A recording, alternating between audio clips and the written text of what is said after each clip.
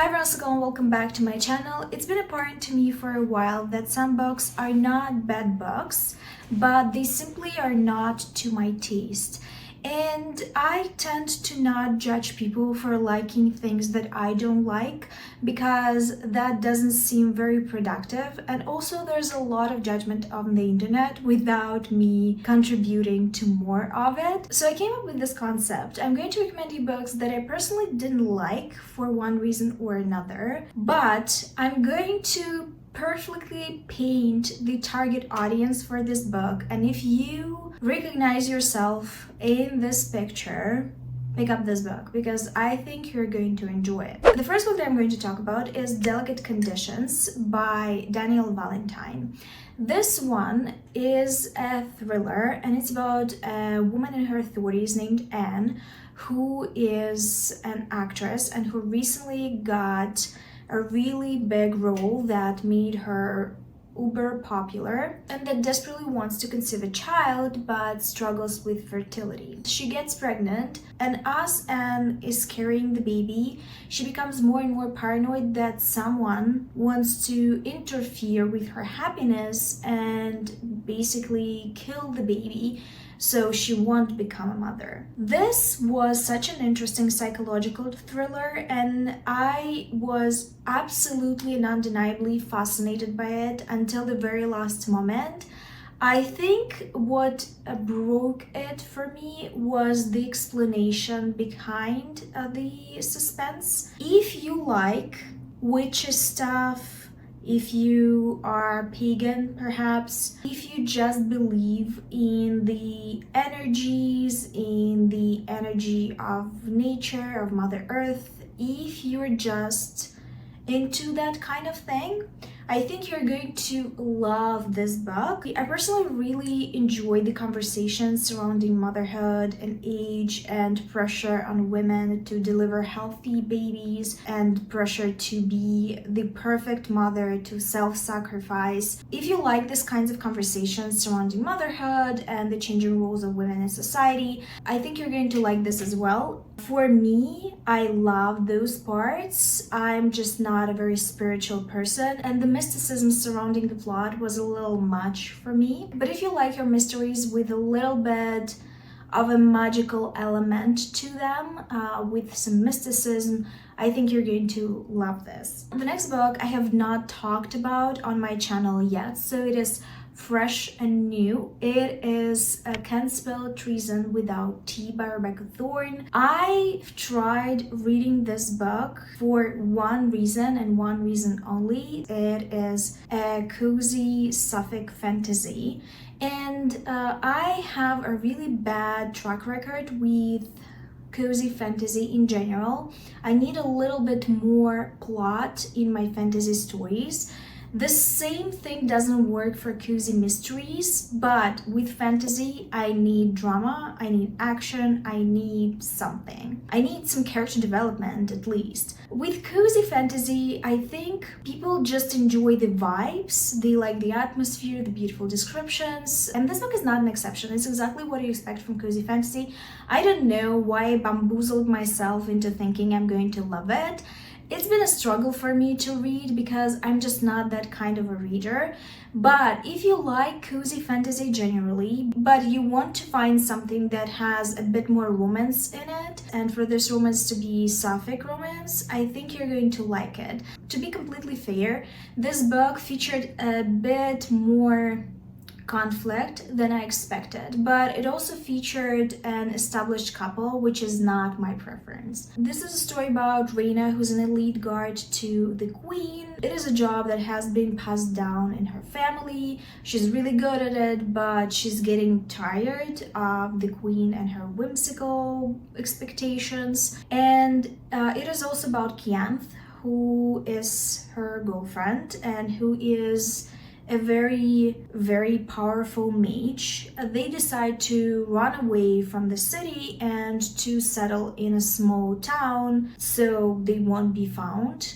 And they decide to open up a cafe with a bookshop. This was an interesting concept, and I was very into it at first because there was more plot going on, more drama, more conflict, but it really settled down in the middle, so I was becoming bored. But if you like magical atmosphere, the atmosphere of magical bookshops, if you just like those cozy games as well, I think you're going to like this. If you just want to soak yourself in this vibes, I think you're going to love it, especially if you are into romance. Winter is coming, as you can tell by my sweater, and I want to recommend a winter romance to you that I did not appreciate, but many people loved it, and I know why. The book that I want to talk about is One Day in December by Josie Silver. This is a classic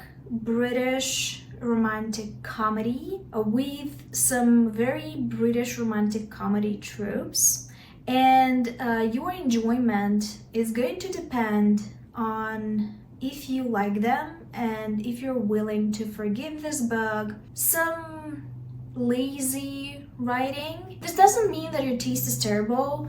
I personally think we all have different priorities when we read and judge books. I also believe that if you are prepared and warned for certain things that you're going to encounter in the book, you are more likely to brush them off and not focus on them. This is a story about Laura who falls in love at first sight with a man named Jack, to later realize that Jack is the new boyfriend of her best friend. And thus we start on a journey of her being ashamed for having these feelings toward this guy, for betraying her best friend by having these feelings and not being brave enough to actually do anything about it. This book is going to work for people that enjoy drama and for people that love at first sight. Doesn't mean that there's something wrong with you. Some people really enjoy love at first sight as a trope because it just makes the plot faster, and some people like it when things are developing faster rather than slower. There are different kinds of readers out there and they're looking for different things. If you're looking for things to develop fast, as in the feelings realm, but not in the actual realm of the plot of them getting together, you're going to enjoy this one. The story that I can actually compare it to is Love Rosie. If you like Love Rosie for what it is all about those quick feelings and a slower burn in terms of the characters getting together, then you're going to enjoy it, then you're going to love it. This is going to be your adult Love Rosie. If you're looking for something like Love Rosie, I think this is a good match. The next book that I'm going to recommend, and it's difficult for me because I had a lot of critiques when I read it, it is Tryst Venom by Penelope Douglas. But I know who's going to enjoy this book. I know this person. And no judgment as usual, but I think I can paint the target audience very well, and if you are in this target audience, you're going to love this book. Tryst Venom is about these two girls, Clay and Olivia. One is an uppity, rich, blonde, affluent lady that has aggression issues and that is a huge bully. And the other one is pretty poor. She lives with a bunch of brothers. They have a very large family, but they're basically left to their own devices. They don't have a great support system, and she is hoping to escape their small town and the bullying and to actually get into a good college.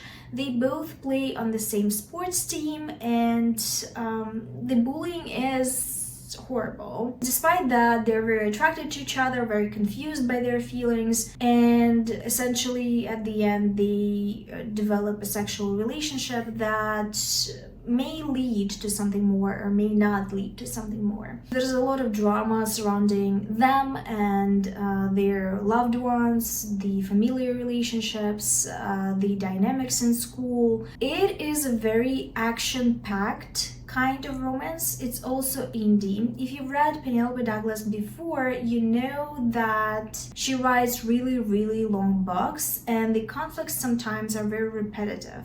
But if you're living for the thrill, if you're living for something a little bit more explicit, if you want to be entertained by any means possible and the believability doesn't really matter to you because you're looking for this quick fix, I think this book is gonna be a hit with you. I would say that it's very spicy, so if it's not your kind of romance, avoid it. But if you're looking for spicy and action-packed, you're going to like it. There's another romance that I would like to recommend. It is Say Yes to the Marquess by Tessa Dare. Famously not my favorite Tessa Dare for a few reasons, but I know the person that is going to love it and I'm going to tell you all about them. Say Yes to the Marquess features a woman named Cleo. She's been waiting for her fiancé to come back from a diplomatic mission for a bunch of years now, and she cannot wait any longer because she wants to be wedded. And this engagement, this very long and very excruciating engagement, is actually impeding on her possible happiness. So she goes to the brother of her fiance named Rafe and is trying to convince him that they need to break the engagement so she could be happy and find someone else. Rafe is very against the idea. He's trying to change her mind to the opposite. And in the midst of the negotiations, Rafe figures out that he actually is very attracted to Cleo, and she also realizes that he might be much for her too. The thing that annoyed me personally is how much attention was spent on Cleo's body, on affirming that she's attractive despite being fat. And I think for some people that need this validation and need this assurance, this book is gonna be a revelation. This book is gonna just soothe their soul. It's gonna be really fitting to what they're looking for. For me personally, it was a bit too much and I wasn't enjoying it because I didn't think she needed that much validation, and at some point it felt like she was made to feel bad about her body without her actually feeling bad about her body, if you know what I mean. Also, there were some comments about Rafe that read very sexist to me. He often said in this book that only a real man could handle a woman with a body like her, which sounded really weird to me. That is not the criteria for realness, and real insert gender sounds very outdated in general. But as I've said, if you're struggling with body image right now, if you're looking for something that is going to give you validation, assurance, that is going to make you a bit more confident and good in your body, I think you're going to love this. It's not something that I was looking for, and this much attention to the topic was annoying to me. But if you're looking for that, I think it's gonna be perfect. The next book that I famously didn't like and a lot of people on booktube loved is In My Dreams I Hold a Knife by Ashley Winstead. To me, this book read like a basic college mystery, one of those where the characters had done something in the past or were part of something in the past and now meet and have to figure out who was the killer and if that person was one of them or not. Ashley Winstead does a good job with some characters and their personalities. For example, the protagonist was a very interesting character in my opinion, but otherwise it felt very basic to me. I know why people loved it though, and I think you're going to enjoy it as well if you like this kind of thing too. If you like dark romances, yes, if you like dark romances, don't be surprised. And specifically dynamics that are very present in those kinds of romances where a dangerous male character that doesn't like anyone, he is very volatile, etc., is worshipping the ground of the heroine he's in love with. He's willing to sacrifice his own life, to commit murder, to commit all kinds of crimes and atrocities. If you're into this kind of trope, I think you're going to enjoy the story. I think people enjoyed the romance in this mystery more than the mystery, and this usually is not my kind of dynamic. I don't care for it, so I didn't like it. But when I was reading it, I was like, the dark romance girlies, they're going to eat it up. So if you like this kind of thing, I think you're going to enjoy the story. The last book that I'm going to recommend is The Delicate Things We Make by Milena McKay. This is one of those very popular lesbian romances in the lesbian romance circles. It's one of those books that are going to be recommended to you as a 6-star type of read if you're just starting in this genre. And I picked it up specifically because of this reason. I expected perfection.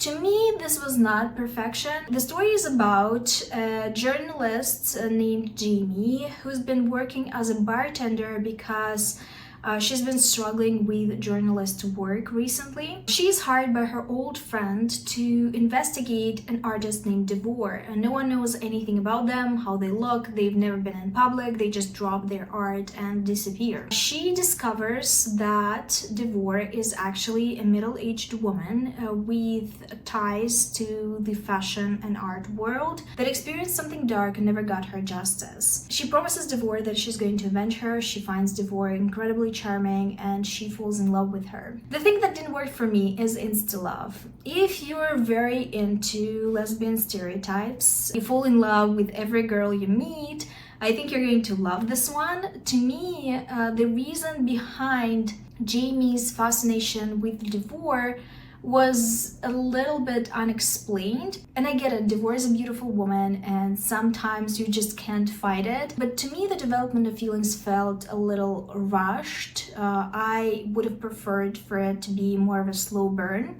Though the plot surrounding the art world and the scandals in the art world and the dark things that happened to 𝕊𝕆𝕀𝕃, trigger warning for sexual assault, were interesting. I just struggled to believe that Jamie would care because she is literally a stranger. So if you are into insta-love, you like older women, I think you're going to relate to the story. I think you're going to love it, and I think you're going to find it more believable than me. This is it for the video. It's become really dark and I cannot wait for summer, to be completely honest with you. In the comment section, tell me about a book that I didn't like but you think I'm going to like. This is going to be a fun challenge for you. I hope you really like this video and I will see you soon with another one, but until then,